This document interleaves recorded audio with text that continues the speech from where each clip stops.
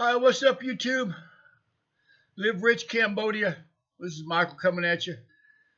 Got my little solar light on. I don't have one of those round, fancy lights that they have. To put your whole face like in the light.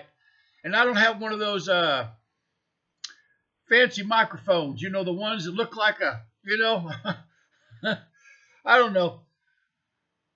Sometimes they put those microphones. They look a little bit too much like something else. You know what I mean? So if you got your children watching, I'll let you explain that to them. If not, just tell them don't pay no attention to him. He's crazy.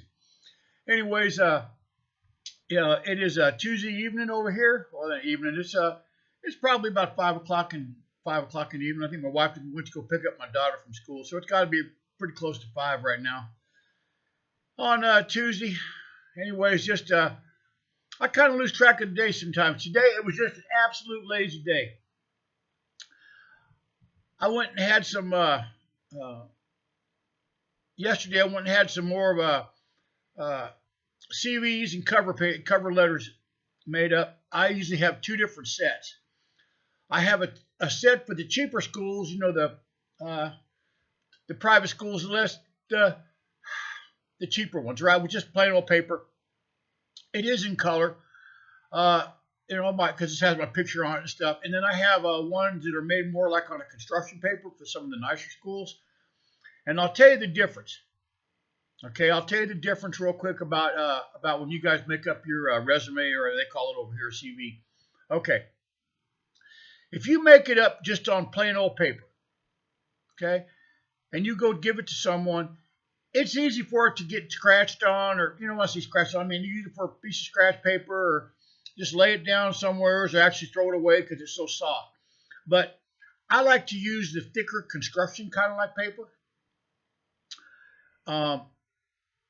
It's a little bit more expensive, but here's the thing: is it's not so easy to crumple up, and it will most likely stay on somebody's desk for a few days before they do something with it. Okay. It takes them a little extra time to put it in a folder. They handle it a little bit more because it's a thicker paper, and especially on mine, my name is on really big on the top. Okay, I would show it to you, but it's got my full name on there, and I particularly don't want that on the internet. So, anyways, like I said, I usually in the United States, I usually only just get one mate, and that is with the thicker paper, because like I said, it will stay on somebody's desk longer, and you always staple it on the top left hand corner. Okay, you always staple it on the top left hand corner, because that way it's easier for them to open up and read it. Okay, most people are right-handed.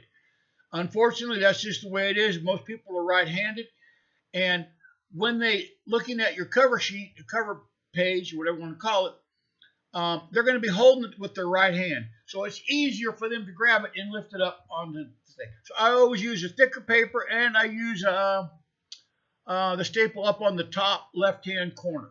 Okay, that's just a couple little psychology things there that will help you out. It doesn't, like I said, it's not going to guarantee you no job, especially nowadays, man. Like I said, I was teaching at a school over here part-time at night, but they just didn't have the money. Okay, this whole Middle East thing is just causing havoc everywhere around the world, and especially places like this. Some of these cheaper schools, I live out in the suburbs. Okay, they build these subdivisions out here in the suburbs because obviously the land is cheaper and it's not in the city. There's like less traffic out here. These little villages that are all around me, I'm sure if you guys have watched any of my videos, you've seen all those little villages that I live around. And the people that live out here that don't live in the suburbs are usually pretty poor. There are some that have some nice houses out here, but it's few and far between. So most of the people that live out here don't have a lot of income. So the schools don't have a lot of money to pay the teachers, number one. Number two, the children that live out here in these villages are just like the children that live in these inner cities. You know, the ones that have moms that with the long nails, and the dads that are in and out of jail, and those kind of people. The only difference is over here they don't have no guns and they don't have no violence, something like that. But they just run around like animals, and they do that at home.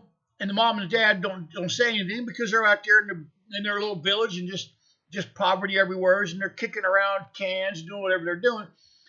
They're not stealing cars, nothing like that, but just their behavior is the same as the inner city children. Okay, they have in the classroom they have terrible behavior. Okay, that's one of the things when you teach over here. Now I'm going into the city because they have nicer schools there. They have more expensive schools. The school that my daughter goes to has really strict discipline policy, which I'm totally in favor of. Okay, they have cameras in all the classrooms, all the rest of that stuff.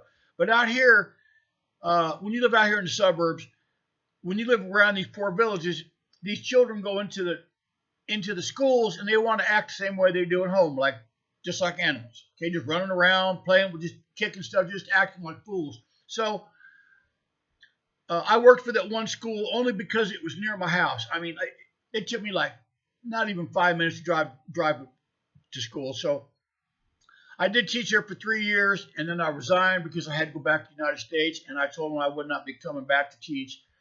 And I put up with it for about as long as I could. I mean, we had teacher assistant in the classroom grading the homework, sitting in the back of the class grading the homework, and I'm at the whiteboard with my back turned, and the students are throwing bottles at one another and papers, and taking correction pens, cutting them open with scissors, and just putting them all. It's just like and this was not these were not like 6, 7, 8-year-old children. These were like 12, 13, 14-year-old children that were acting crazy like that. So, anyways, I don't want to go back into that environment again. So I'm gonna have to go find me a teaching position in the city. And it's not really that I need the money. It's not really a money thing. It's just a boredom thing. I didn't really do much today. I just kind of sat around.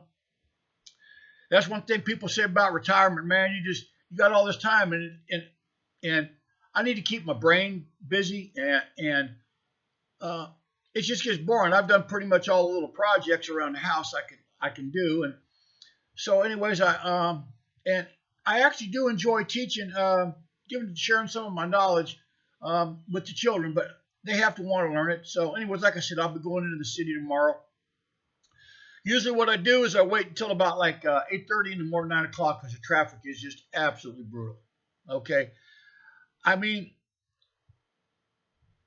you drive maybe, I don't know, I'm going to say 7, 8 miles, and it takes you at least an hour.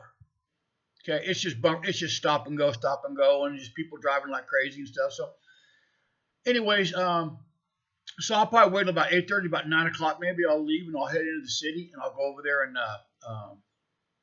pass out some of my CVs, some of these schools over there in the city, and see what kind of body I get. Like I said, it's not really for the money because I get good Social Security, and I don't have any pay. I don't have any bills at all other than just my living expenses, a house, everything paid for. So, but I do enjoy teaching. And if you guys retire, man, if you guys come over here and you want to retire, or you want to just come over here and live, if you find the right situation in the right school, teaching can be fun. Okay. I did teach at another school at night, but because of financial reasons, they just couldn't pay me to go in there and teach for 2 hours a night. Okay. And I wasn't charging them that much, and they still couldn't pay it. Some of the schools out here in around where I live at, the people, the families, because people here they live hand to mouth. Okay, they sell something in front of their house. They sell vegetables, fruit, just all kind of stuff. Like I said, you guys have seen some of the markets I've been in around here, and some of the students have paid by the day. Okay, because the families only make enough to pay for the student to go to school for a day. So they charge, so some of these schools out here only charge 10,000 real, which is $2.50 a day. Okay. And sometimes if the family doesn't have the money to give the student just stays home and plays. So, like I said, the schools out here um, in the suburbs aren't really the best of quality. They try to be with what they have, but I mean, it's like I said, when you're charging, I think my daughter's school is like $5,000 a year. So, you're looking at what? Maybe like $400 a month, a little over $400 a month. And some of these schools out here charge $45 a month. So you're looking at it just, I mean, they don't have the money to pay it. So it's not they don't want to. But anyways, I'll be going into the city tomorrow. And I'm going to go look for a teaching position because, like I said, I do like to teach like teenagers. Okay. Number one, their English skills are probably a little bit better. And number two, most of the time they're a little bit well behaved. At the other school I taught at, not so much, but a lot of them really want to learn. They want to get out of Cambodia, and they want to get out of poverty. And even if you have money in Cambodia, it's still a third world country. You're still living in a third world country. It's 139th poorest in the world. I say that all the time because that's where it is. And it is a very poor country. So there's not a lot of opportunities over here. Okay. I saw on this job board the other day. It's a kind of a teacher's job board that they have over here. And I was just looking through there. And one of the schools, it's not really for poor children, but it's definitely not one of the upper schools. They were looking for two male teachers, two Cambodian teachers that could teach English. Okay, now these were they had to have 2 years experience and 2 years of college, 2 years of university, and full time teachers, and their starting pay was $300 a month. So as a native English speakers, foreigners like myself who does have education, they pay quite a bit more than that. So, like I said, I do enjoy teaching, and I hope tomorrow I'll stumble across some. I passed out some CVs the other day, and I talked to some principals, and they said they'd get a hold of me. But everybody says they're going to they'll get a hold of you. They have my CV. So, anyways, that's what I'll be doing tomorrow. Like I said, today was kind of a lazy day. So, anyways, just thought I would touch base with you guys. I haven't made a long video for this channel in a few days. So, and if you guys could hit like and subscribe, man, I'd really appreciate it. I usually don't say that at the start of the thing because I don't want you guys to thinking I'm trying to get you guys just to hit subscribe. But if you guys could hit subscribe and like, or hey, even if you don't like, just hit subscribe, or is that one kind of helps push my videos out there. And like I said, I'm not doing this for the money. I don't make any money out of YouTube, man. I don't make a penny out of YouTube. So, like I said, I'm just trying to help everybody out. Be safe out there, and I'll talk to you guys later. Bye.